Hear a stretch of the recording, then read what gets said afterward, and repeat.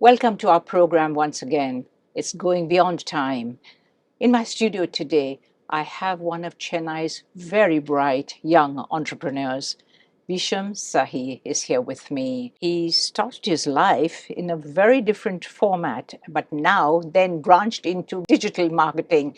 And he's here, and I discovered that there's more to him than just digital marketing. Thank you, Bhisham, so much for coming here and joining me. I'm so delighted that you've come. This digital marketing, I mean, you need to explain it to me right up front. Why did you go into this? Firstly, thank you for having me, Jennifer. My pleasure. It's very interesting. Digital marketing is not too different from your traditional marketing. Only the media has changed. You had newspapers, you had television earlier, which was traditional, radio. The medium has become your social media platforms, your search engines like Google, but the basis and the fundamentals are still very much the same. So when I used to put an ad in the newspaper, it was to reach a particular audience so that they get to know about my product, service, or brand. Today we use medium like a medium like, let's say, Facebook or Instagram or YouTube, right, to do the same thing. But the difference is it's way more accurate. You have a lot more data, and you can target the right people. But is it more difficult to do it when it's digital marketing? Not really. See, it's evolved. I would say marketing is evolving. It's not changing, right? So it moved from traditional media is not dead completely. There is still a lot that's happening there. I thought it's on the way out sometimes when, people talk about newspapers and maybe television and other things. You don't think so? I think it's a healthy mix, right? Really? Yeah, it's evolved, like I said. Like from the new, you still see ads in the newspaper. Like if I had ₹100 budget as a marketing budget for my company, earlier I would put maybe 80-90% into traditional media, right? So that I leverage their reach. Today I split like 30 or 40% on traditional media. I'll do another 30, 40, 50% on social media or digital. And then today there are things like influencer marketing where I'll again allocate another budget there. So like I said, social media also has evolved from where it started off. So, right. Now you have a company called Pixelate, am I right? Yes, it's called the Pixelate. Do you do all of it there? I mean, digital marketing as well as traditional marketing. And do you do all of these three things we're talking about? So again, like marketing, we also had to evolve. So when we started off, we were just creating content that was used by brands on their social media platforms.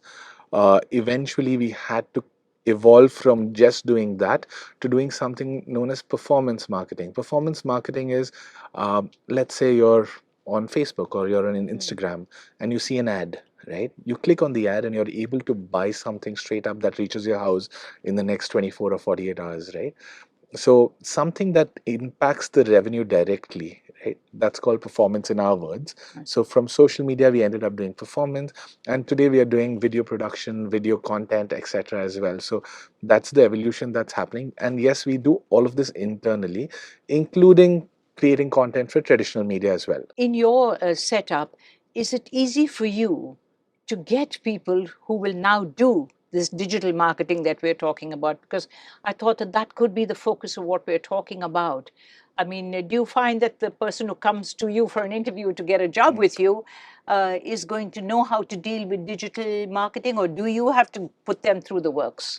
See, in today's day and age, right, everything's on the internet. So if someone has that inclination to learn, they learn it themselves and come over for interviews. But the landscape is changing. So our business is very people oriented. So our entire company is based on how good your team is, right? So we have a fair amount of talent internally. But one thing that we look for when people come to us for a job or an interview is, first thing is the attitude and that. Yes. Yeah, and their ability to learn, right? Pick up and unlearn as well, because they could have learned something which is not relevant today, right? So the ability to unlearn and learn is also very important. So Right. for us, attitude is number one, Yes. because everything else can be taught, right? That's So, true. yeah. That's true. But in my own experience, as limited as it is, when somebody comes to you for an interview, isn't it difficult for you to actually say, well, I like her attitude, or I like his attitude, I think he'll be good for me, good for my company? Isn't it a little hard sometimes to decipher, to put your finger on that person's attitude? half an hour in front of you, terrified, you're big, your size, you're the owner, etc., etc. Isn't it a little difficult to actually make that right choice? Yeah, so we go through a little different process. Tell me So, about it. yeah, so when someone writes to us, hey, I'm interested in a particular role, and that role is vacant. So when we invite them in, we have a casual conversation with them first to understand the basic fundamentals, how they communicate well, how nervous they are. We get them at ease first. Then we try and throw them a couple of questions that we try and break them, right? Okay, at this situation, what would you do? Right, okay. After that, we put them through a little bit of a project. We give them a project, a presentation to do. Some of them sit there and do it themselves. Some of them go back home. So we don't tell them that, hey, you have to do it now, or we don't put them on the spot. Whatever they're comfortable with, because today everything's available on the internet and AI as well, right? Yes. So then they come back and then they present to us. More than what they have done, we see how they do it, how they present it, right? So then that's another process. And finally, they don't just meet me, they meet the other stakeholders, the other team members. Your main team. Yes. And it's not my decision alone, it's a collective decision that we take. Sometimes, yes, there is a veto power that each one of us have for their particular departments, but that's the process that we follow. How big is your company? So we are about 25 people. We've tried to stay as boutique as possible with the evolving landscape, right? So we have designers, we have video editors, we have videographers, we have brand strategists, we have copywriters. So our team is a little old school when it comes to copywriting and idea generation and brainstorming as well. But also we are adapting to new age technology and methods as well, where we have a lot of video production that's happening internally right now. But I think it's very healthy when you look back on people with experience such as it is, because I'm sure. But tell me, when somebody actually comes to you and wants to put out an ad, a digital ad, let me talk about that here. Do you, as a company, have to suggest to that person that, look, why don't you do, say, 50% or 20% traditional advertising and so much here and so much there? Do you actually have to convince them that digital is the way to go? So not really if we don't believe it ourselves, right? So suppose there's a traditional business, a brick and mortar business that comes to us that doesn't sell anything online, right? Exactly. And if I promote them only online, they might not derive as much value as doing something else on ground, right? Feet on street for them is way more important than digital. Yes, a little bit of digital is important to get that awareness going, to get the exposure. So what we do is say, if you come to me today and say, hey, I need to do digital marketing. Yes. The first question we ask you is why? What's your objective? If we believe that digital marketing is going to help you achieve your objective, then definitely we'll come in and we'll suggest, hey, break it down this way. If we feel we don't add value to what you're expecting, then we very gracefully tell them, hey, we might not be the right fit, right? Because at the end of the day, if we don't add value, that's going to leave a bitter taste for you. That's very interesting, because that means there's a level I'm seeing of honesty in the way you deal with a prospective customer who comes to you. That's very healthy, I think. Yeah, and we've learned it the hard way, right? Because customers walk in with a particular expectation without understanding the landscape. And at the end of it, if we don't match that expectation, even though in our way we've been successful in that campaign, the relationship goes a little south. It goes a bit awry, actually, isn't it? Isn't that the case? You started in 2014, is it? Yes. Tell me something. How exponentially has it grown? Got it. So our first client we signed up was a cafe, right? It was called Sandy's Chocolate Laboratory. Oh, yes. Okay. Yes. So we went and we pitched to them. We had one PPT. It was me and I had another colleague at that point who I was paying him to hang out with me because we didn't have any clients. So we went and pitched to them and they said, okay, we will pay you 6,000 rupees. We didn't have an office and I was paying my colleague a salary monthly. So probably 5,000. No, I was paying him 12 right at that point. It was very interesting because we didn't have an office. So we used to work out of the cafe. So we were sitting in the cafe, we would get hungry. So we'd order food in the cafe. So at the end of the month, we'd pay the cafe more than they were paying us, right? I like that. Yeah. So, but it was a good start because that because it was food and beverage, that led to a lot more cafes, restaurants, bars, hotels reaching out to us. So we started it in February of 2014, and by November we were hunting for an office. We had a couple of more people who joined our team, a couple of people who were doing part-time, and it just so happened that we snowballed in the food and beverage industry. Absolutely phenomenal rise, really. So that's taking me on to the next point, because I know you've got a bit of a real fondness for the culinary business, and I'm just wondering if I'm getting it right as I'm talking to you. Yes, so we were handling a lot of restaurants, bars, and founders, especially, right? The people who started these restaurants and bars. So we were trying to understand what got them to start. Why are they doing these things? Are they trying to fill a gap? What goes in behind the scenes to start a restaurant? And eventually in 2023, we started a brand of our own in the food and beverage space called as 𝗕𝐵. So How do you it pronounce that? And how do you spell it? Tell me. OYE, OE, HOYE, Hoy. Okay, So fine. it's a phrase in Punjabi that means like aha in Tamil. That's right, It's yes. just an expression of happiness, right? Oy hoy, right? Yes, of course, yes. So we started a bunch of small eateries here. We have 4 currently in the city. Oh, as many as that. Yeah. When did you start those? It was started in December 2022, early 2023 is when we started it. Funnily, the concept initially was to do a butter chicken shop. Butter chicken. Yeah, and Very famous, isn't it? That yeah. butter chicken recipe. And eventually it evolved into doing a vegetarian chola bhatura brand, right? That was a interesting journey as well. Right. So we started in 2023, and it kind of gave us a lot of confidence to scale this up. So we opened another outlet in 24 and 2 more in 25. How large are your outlets?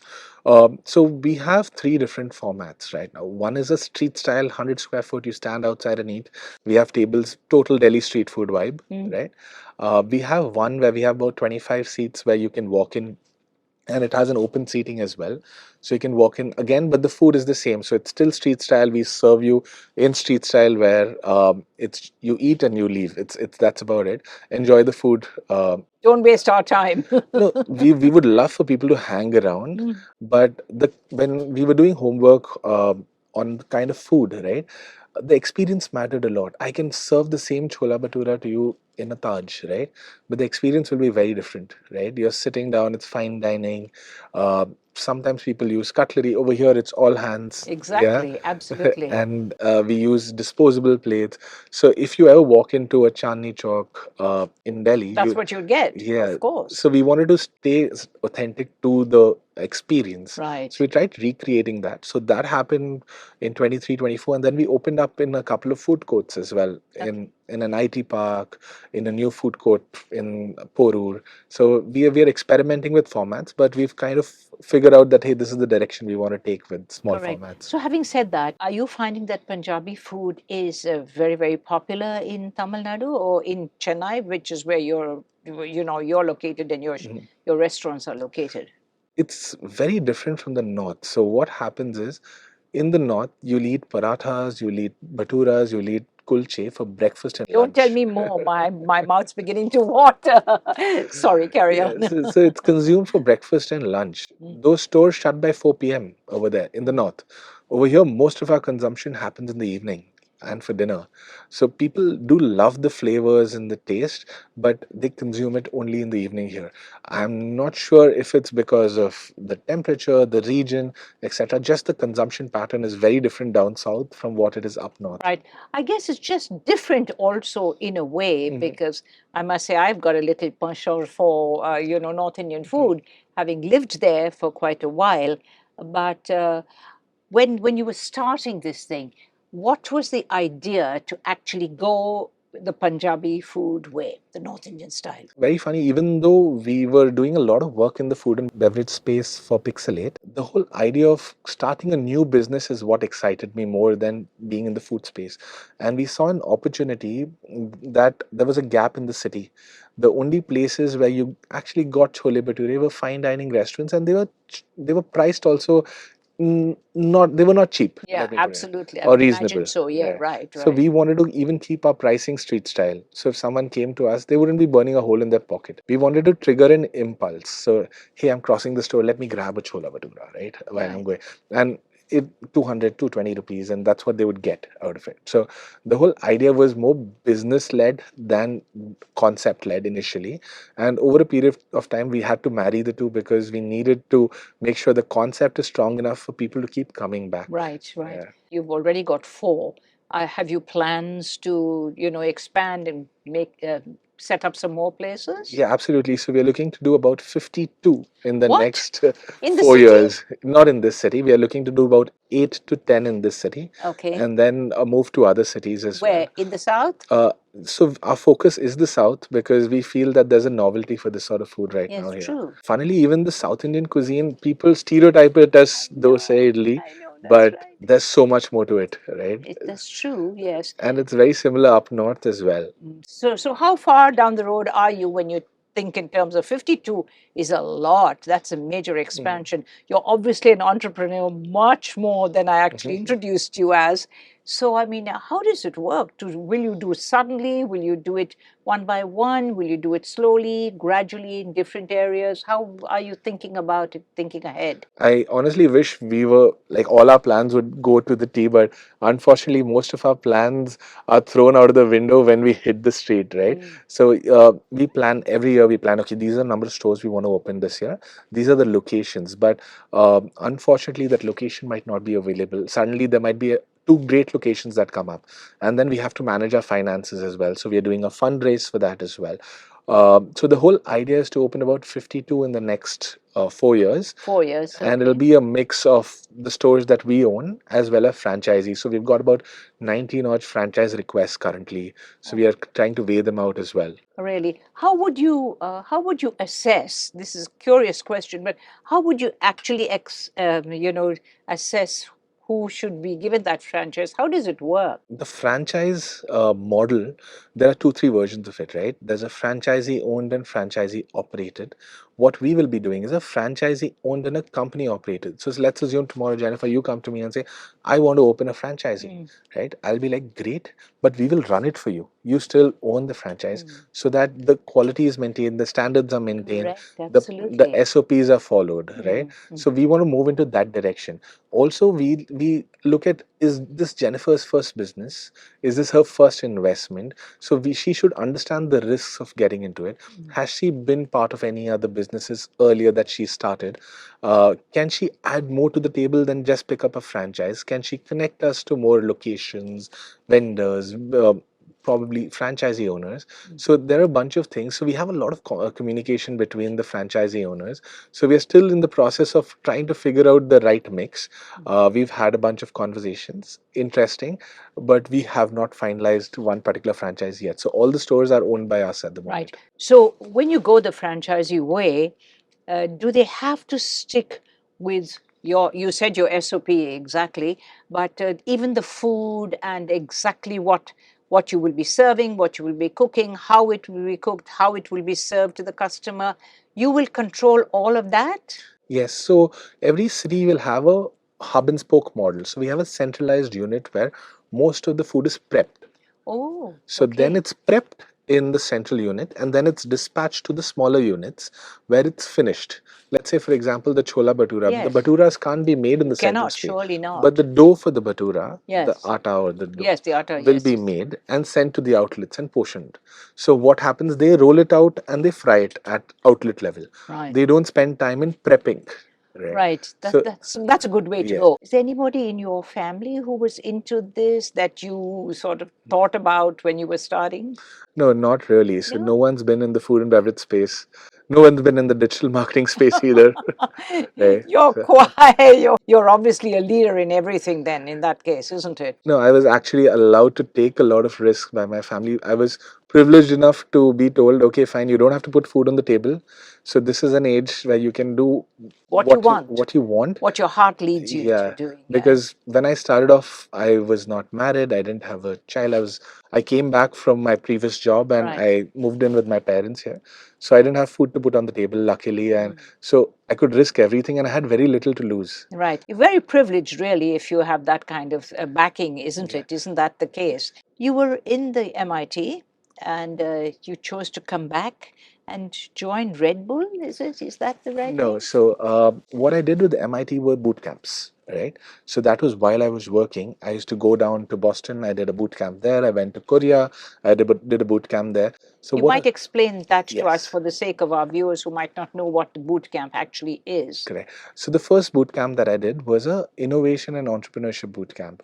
So it's a very short program. On day one, the minute you land, you pick a problem to solve, and it's a seven day program. Where at the seventh day, you are ready with a company that is ready to get invested by investors sitting across the table.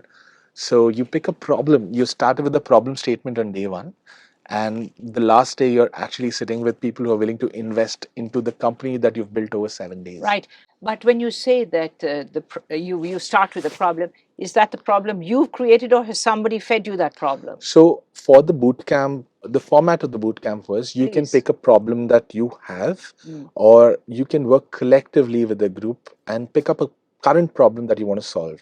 So also business is about solving problems, right? If I'm solving a problem that you have, Mm. and you're willing to pay for the solution that I've created, it's business. It's as simple as that, right? But if you're not willing to pay for the solution, it's just charity, or it's good to have. Right. So we learn the entire nuances of how to price your product or your service, right? From how do you pick a market, how do you position your brand, to taking it and selling to your first 10 customers. Right. Great training, isn't it? Yes. I mean, I'm sure it has it stood you in good stead over the years? Absolutely.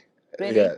So there are fragments of that we pick out even in our day to day. And suppose, like you earlier asked, right, when you hire new talent, how does Yes. it go?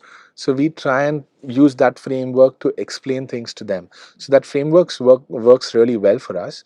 And it's also up to you how much you want to squeeze out of it, right? So we've done a fair amount of squeezing to that framework right now. You must have, otherwise you wouldn't be as successful as you are today.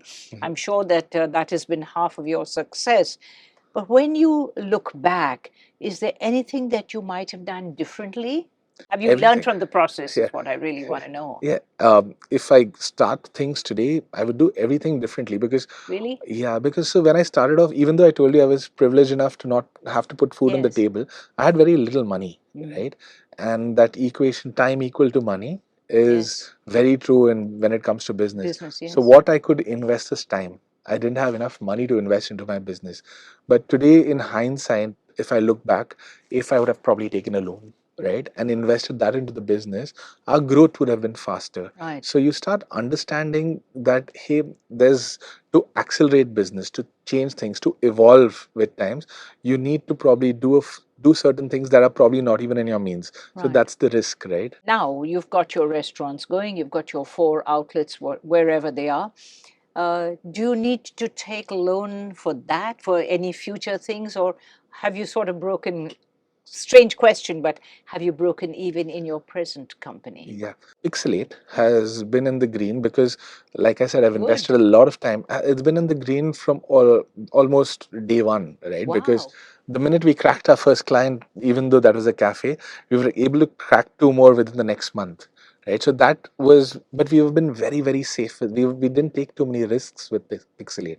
Whereas with 𝗏𝗏 right now, we are trying to scale. And our first outlet was extremely encouraging. So that's why we said, okay, let's scale this up. But with scale, you have to burn a lot of money. You have to invest a lot of money. So we did need to raise a round of investment. We do have government supported aids and loans that we kind of go time and again back to and leverage those as well. Because, like I said, if I need to scale to 52 outlets in the next 48 months, Not easy. yeah, I cannot Absolutely wait for not each of easy. these outlets to start contributing to the company. Correct. So it comes from external factors. So we either take investment from people and give them a portion of our company as equity, or we take in debt from either the bank or individuals as well, and then later maybe convert that to equity if that is an individual as well.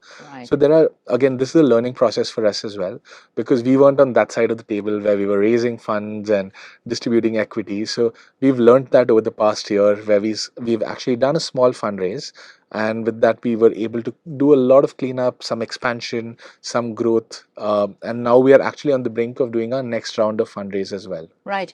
I'm going to refer to NDTV here because that's my experience where I come from, that we were allowed to buy shares within the company, which was such a great impetus for employees. Have you thought about that, or do you do that already, or is that a way to go forward as a business person? Would you think about that, doing something like that? So very interestingly, for 𝗕𝗓𝗄, that is the food brand, Yes. while we were raising funds, we carved out a certain percentage of our business for our employees. Oh, how lovely. So it's called as ESOPs, Yeah, employee stock ESOPs. Yes, options, right? exactly. So they don't buy it, but they earn it, right? So What do you mean by that? so let's assume Yes. you join us, Yes. right? You join our team. So what we will tell you, along with your compensation that you receive as salary, you will also receive a percentage of the business, which is broken down into tranches. So suppose you finish 1 year with the company, a certain amount vests in your name. Okay. So certain shares vest in your name. So let's say over a period of 4 years, you'll have a substantial amount of shares that are in your name that are of the Which company. are for you, really. But can you actually, turn in your shares for money, for capital at any point of time? So usually there are clauses on when you can dilute your shares or how you can dilute your shares. You will have a right of first refusal. So these are all clauses that are explained to the employees. But we had carved this out for the employees even before we raised funds, because we didn't want it to come out of the investors pool of shares. So we wanted to do this separately. So it went out of my shares, the promoter shares. So we've taken that out and we've carved it. Right. Let me ask you about Pixelate now. How do you see Pixelate itself going forward? Do you see yourself expanding as you go along, getting bigger and bigger? Or is that, you did say that you were quite cautious kind of person, but is that the way you would like to see it go? Current scenario with a lot of technology coming in, say AI coming in, right? It's important that we start focusing on certain milestones and goals, and also being familiar with what's happening around us. So it's very, very team oriented. So tomorrow, it's very possible that if I have a 25-member team today delivering a certain amount of work, right, they will become maybe 4 or 5 times more productive with technology coming in, right? So obviously the aim is to grow, and it's just how fast and at what cost. So we are measuring those things today. We are not averse to being 100-member team in the next 2 years, but again, it comes with its own set of challenges, and how we've preempt those is very important at the moment. Right. Bhisham, have you always been a workaholic? Yes So, or no? the term workaholic, I don't resonate with it. All right. But there are times when I spend probably 15, 18, 20 hours at office, and it doesn't feel like I spent that long. Because you love it, I Yeah. guess, also. I think that's very important in working, isn't it? Yeah. So the term workaholic, I don't resonate with it. I'll take back the word then. I'll take back that word. Within your office, you're obviously very much of a team leader. And I did hear you say that the team is the way to go forward. Is that very applicable within your industry? I think in every industry, right? Unless it's a solo job, right? Yes. Because I might not be good at everything. That's true. And it's very important for me to acknowledge that. Totally agree with that, yes. So if I have someone who can probably design better than me, right? It's very important that I put them in the forefront, saying that, hey, you go and you're better than I am at doing this job. I need to provide that space and that opportunity for them. That's my role, right? I need to let them do what they do best. That's my role as a leader, as the person who's running the organization. I do believe, and I can see where you're coming from, because I really think that if you're a leader, you should be able to stand back at certain times and let others take that lead role. You find that has worked a lot and worked well for you? Absolutely, because the relationships that you build with that, right, go beyond work after that. And sometimes you learn a lot from your colleague who might be 10 years younger than you. And why not? Yeah. And why not? And only if you allow them that space. That's right, yes. Bhisham, it's been my pleasure to talk to you. I'm so, so, so happy that you have come, given me your time. I know you're a very busy guy, very busy entrepreneur, but I want to thank you. Thank you so much for having me, wish Jennifer. you all the very, very best when you hit your 52nd restaurant, give me a shout. 100%, but we'd love to host you for a chola bhatura at some point. Don't tempt me, please. Well, it was our pleasure to have Bhisham here on my program today, and I hope that you will enjoy listening to him because I think he was extremely interesting. He told me so much about what he does, and at the end of the day, all of us have to be happy in whatever we are doing. So until the next time, you take care. Bye for now.